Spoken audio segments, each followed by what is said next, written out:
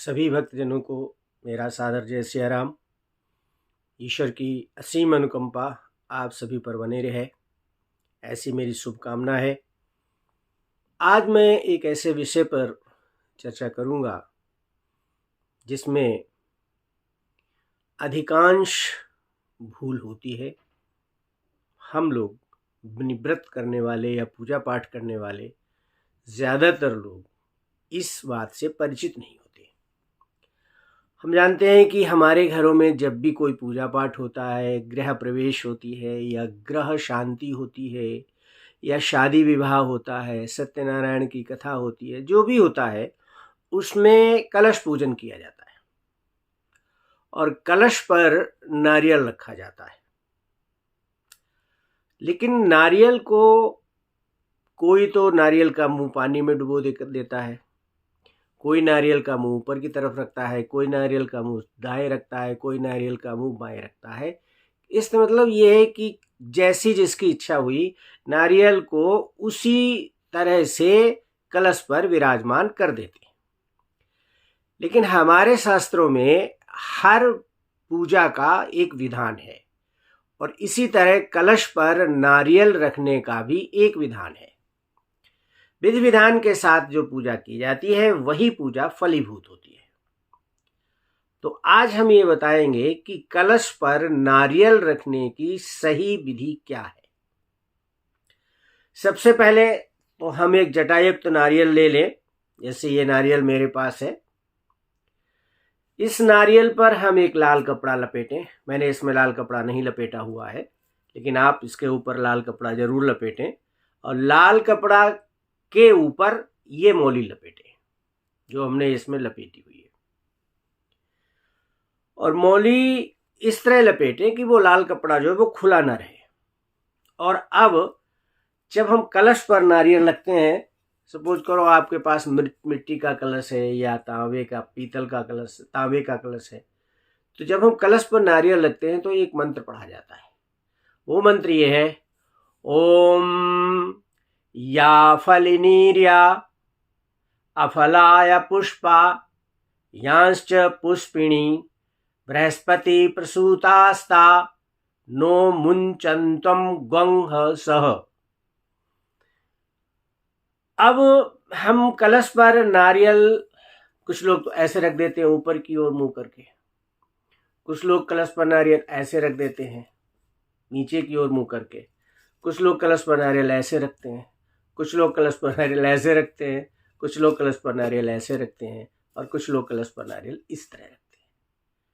अब हमें ये देखना है कि सही विधि क्या है नारियल रखने की। शास्त्रों में पहले तो हम देखें कि नारियल का मुख होता क्या है। जब हम नारियल के ऊपर लगे हुए इसको रेशे को हटाएंगे तो हमें 3 आंखें दिखाई देंगी। 3 आंखें नारियल की हैं। ये नारियल का वो पोर्शन होता है जो पेड़ की टहनी से लगा रहता है और ये 3 आंखों में जो 3 बिंदु हैं काले, इन 3 बिंदुओं में 2 तो नारियल की आंखें हैं और एक मुख है। ध्यान रहे कि कलश पर नारियल रखने से पहले नारियल को लाल चुन्नी से जरूर लपेटना है और उसके ऊपर हमें मौली भी जरूर बांधना है और कलश के ऊपर पूर्ण पात्र रखना है। पूर्ण पात्र को अक्षत से भरना है और उन अक्षत के ऊपर नारियल रखा जाता है। अब किस ओर मुंह रहना चाहिए नारियल का, मेन प्रश्न ये है कि जब हम कलश पर नारियल रखें तो नारियल का मुंह किस ओर रहना चाहिए। अब ऐसे समझ लें, कोई कहता है कि नारियल का मुंह पूरब की ओर हो, कोई कहता है कि नारियल का मुंह उत्तर की ओर आना चाहिए, कोई कहता है कि नारियल का मुंह पश्चिम की ओर हो, कुछ विद्वान ब्राह्मण कहते हैं कि नारियल का मुंह आसमान की तरफ, कुछ कहते हैं कि नारियल का मुंह दक्षिण की ओर नहीं होना चाहिए। अब हम ये जानते हैं कि हमारे शास्त्रों में इसका क्या विधान किया गया है। अगर हम नारियल को अधोमुखी रखते हैं या ऊर्ध्वमुखी रखते हैं या पूर्वाभिमुखी रखते हैं या पश्चिमाभिमुखी रखते हैं, उत्तराभिमुखी रखते हैं, तो उससे हमें नुकसान क्या होता है, या दक्षिणाभिमुखी रखते हैं तो क्या नुकसान होता है। तो हमारे शास्त्रों में उल्लेख है अधोमुखम शत्रु विवर्धनाय। अगर हम नारियल को अधोमुख रखेंगे तो वो उससे हमारे शत्रुओं की वृद्धि होगी। अधोमुखम शत्रु विवर्धनाय।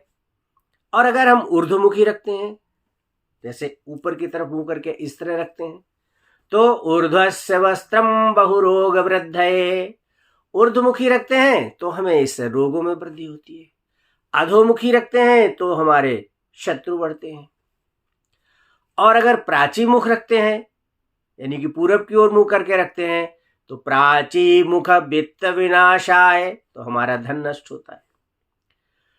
तस्मात्, इसलिए शुभम सम्मुख्यम नारिकेलम, नारियल हमेशा सम्मुख होना चाहिए, यानी कि नारियल का मुख पूजा करने वाले व्यक्ति के सामने होना चाहिए। अब सपोज करो कि आप पूरब की ओर मुख करके पूजा कर रहे हैं, तो जो नारियल का मुख है वो पश्चिम की ओर होगा। और अगर आप उत्तर की ओर मुख करके पूजा कर रहे हैं तो नारियल का मुख दक्षिण की ओर होगा। सीधा सा प्रश्न है। सीधा इसमें बताया गया है कि शुभम सम्मुख्यम नारिकेलम, शुभम सम्मुख्यम नारिकेलम, नारिकेल का मुख यानी श्रीफल का मुख पूजा करने वाले व्यक्ति के सामने हो, वही शुभ है। ना ऊर्ध्वमुखी हो, ना अधोमुखी हो, ना प्राचीमुख हो, ना पश्चिमोन्मुखी हो, ना दक्षिणमुखी हो, ना उत्तरामुखी हो। सीधी सी बात, नारियल का मुख पूजा करने वाले व्यक्ति की ओर होना चाहिए। और पंचपल्लव संयुक्तम वेद मंत्रे सुसंस्कृतम सुतीर्थ जल संपूर्णम हेमरतनय समन्वितम। देवी भागवत में कहा गया है कि जो कलश हो उसमें पंच पल्लव लगे होने चाहिए, पंच पल्लव संयुक्त होना चाहिए, वेद मंत्रों से सुसंकृत किया जाए उसे, और उसमें सुतीर्थ जल यानी गंगा जल डाला जाए, और हेम रत्न समन्वितम, उसमें रत्न और हेम डाला जाए। अब कई लोग कहते हैं कि नारियल रखने का कोई फायदा नहीं है, नारियल क्यों रखा जाता है, नहीं रखना चाहिए। लेकिन नारियल रखने की भी अपनी एक महत्ता है, अपनी एक इंपॉर्टेंस है, अपनी एक वैल्यू है। क्या वैल्यू है? भगवान विष्णु माता लक्ष्मी के साथ पृथ्वी पर जब प्रकट हुए थे तब दो चीजें उनके साथ में थी, एक श्रीफल और एक गाय। नारियल के तीन बिंदु जो होते हैं वो भगवान शिव के त्रिनेत्र माने जाते हैं, त्रिनेत्र के द्योतक हैं। और यही तीनों नेत्र जो हैं तीनों देवताओं के भी द्योतक हैं। ब्रह्मा, विष्णु और महेश का वास होता है श्रीफल में, इसलिए हम नारियल को अपने सम्मुख रखते हैं। किसी की पीठ पीछे पूजा नहीं की जाती है। ब्रह्मा, विष्णु और शिव की जब हम पूजा करते हैं तो वो हमारे मुख के समक्ष होने चाहिए। और यही कारण है कि नारियल को जब हम कलश पर सुशोभित करते हैं तो नारियल का मुख पूजा करने वाले व्यक्ति के सामने होना चाहिए। वीडियो देखने के लिए धन्यवाद। आप सभी को मेरा जय श्री राम। वीडियो अगर अच्छा लगा है, कुछ ज्ञानवर्धन अगर आपका हुआ हो इससे, तो कृपया इसको लाइक करें और मेरे YouTube चैनल भक्ति भास्करम को सब्सक्राइब करें। जय श्री राम। आपका शुभ हो।